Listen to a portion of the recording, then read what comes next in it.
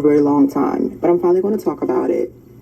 Kendra G's gathering in Philadelphia was empty. And I believe I walked past, it was like, and the crazy thing is, I was with my man. I was on a date. That's the crazy thing about it. When did I walk past? It was like in the middle. Oh, I'm walking through the Kendra G Singles Live Philly, and nobody is there, y'all. Hold on, look.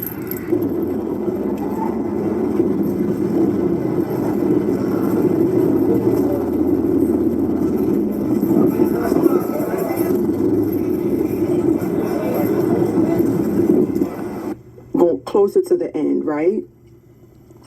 So I walked past, and it was like a big old Kendra sign out there, and I wanted to meet Kendra. Like, that's what I went for. I wanted to meet Kendra, and he's like, he didn't really know who Kendra was, but I was telling him who Kendra was, and I was like, I want to meet Kendra. So I go down there and I walk in. I didn't record when I was walking there, but I did record me walking past and leaving. And the girl at the front desk was like, Kendra is not here. Kendra didn't show up. I said, okay, well, this is it? She was like, this is it. Like, this is. And I said, well, did a lot of people leave? And she said no. Like, because I thought I got there on the tail end of the party. And she was like, no. Hi, everyone. Welcome to Shimmer Girl Talks. Today's topic is Kendra G had a mixer, I guess in Philadelphia, I'm not sure when. And a young lady who happened to be walking by with her date happened to see it all. And even though, she said that she just happened to be there with her date, et cetera, but then she said she wanted to go in to meet Kendra G. So, I don't know, but that's just something I caught. Like, were you really there with a date? But, that's not what this video is about. So, this isn't to clown Kendra G and her mixer. She's a smart woman getting her coins. But I am going to chime in on the importance of women actually listening to what men are saying.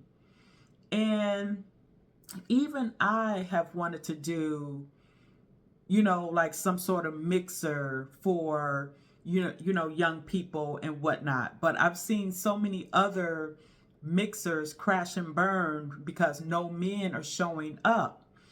And and again, this is why it's important for women who want men to listen to what men are saying that they want in a woman.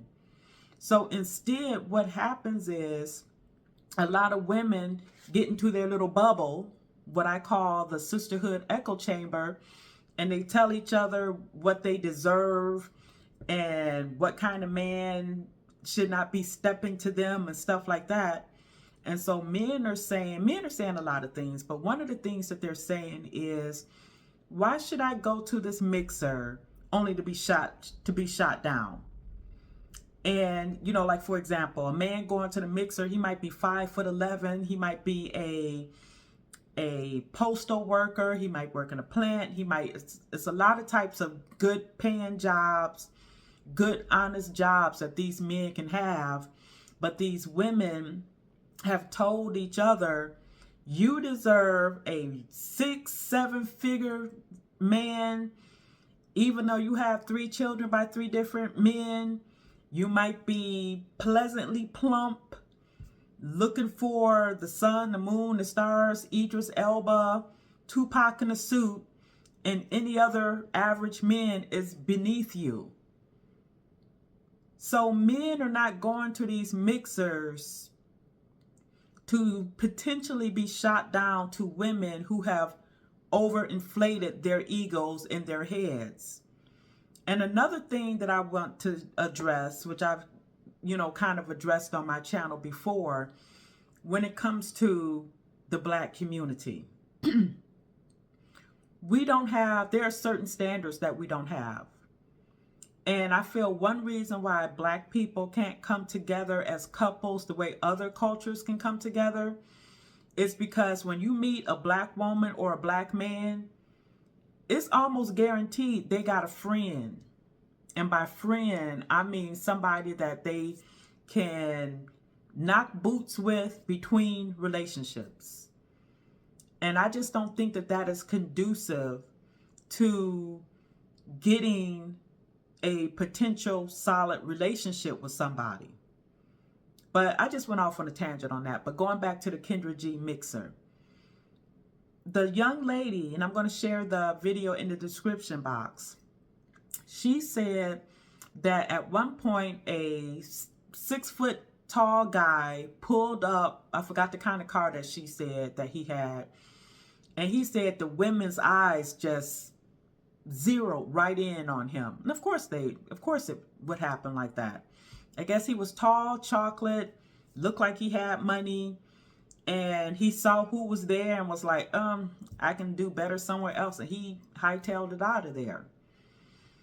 But a lot of women, as I've said before, they're not trying to listen to what men are saying. And I don't know what the women looked like in there, because the lady in the video, she did not, go in there and, show the women that were in there. But we can kind of, assume just based on, what tends to be more prevalent within our community.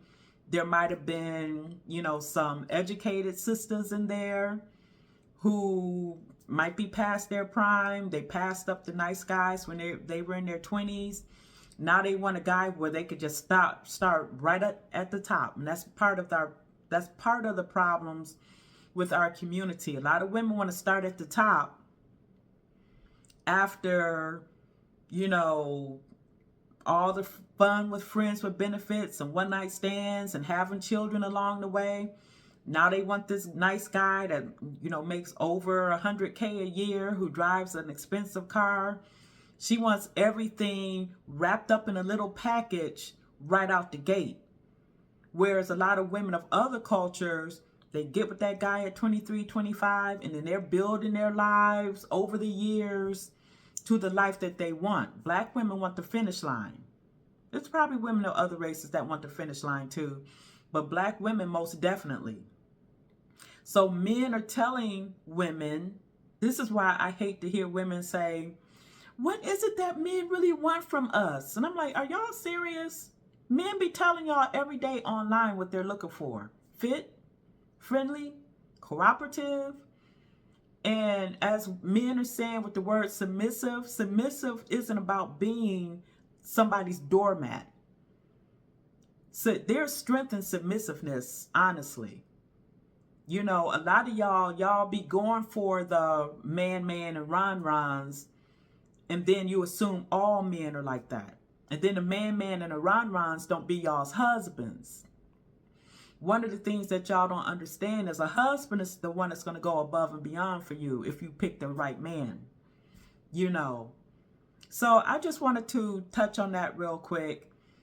The bottom line for when these mixers happen, and it happens at the white ones too, from what I can tell, men are weary. They're tired of being told that they're not good enough for average women. And that's the bottom line. Now, there's this movie, one of my favorite movies, with Paul Newman and Joanne Woodward. And even though it's like from 1950s, it is so sexually charged. There's no sex in it. But the chemistry, between these characters is like fire. And I can't post it because, copyright strike. But this is what people used to do back then.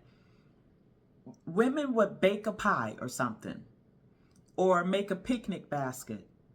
And of course you can't do it today because people are more crazy today, but make a picnic basket, and then a man would place a bid for that basket, and whoever made that basket, that man and that woman would go sit across from each other. He would be sampling, how much of a cook she is.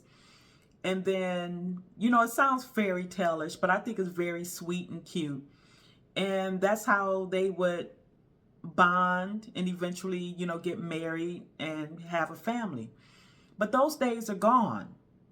So these mixers, in the ideal world, an average woman would be okay with an average guy, and then they would start their lives together. But like a lot of men are saying, these adjustable sixes, think that they deserve a man that's a 10, that's a millionaire, that's going to take on her and her children and all of that stuff. All of that is not computing because women have gassed each other up. So ladies, you might not like it, but start listening to what the men are saying. The men that you trust, you know, they're going to be the ones that's going to tell it like it is. Those men who get in the sisterhood echo chamber and pander to you guys, they're not as helpful to you as you think that they are. And that's why a lot of you are floundering, because you don't want to get it straight from the horse's mouth. But that was my topic for today, and I'll talk to you later.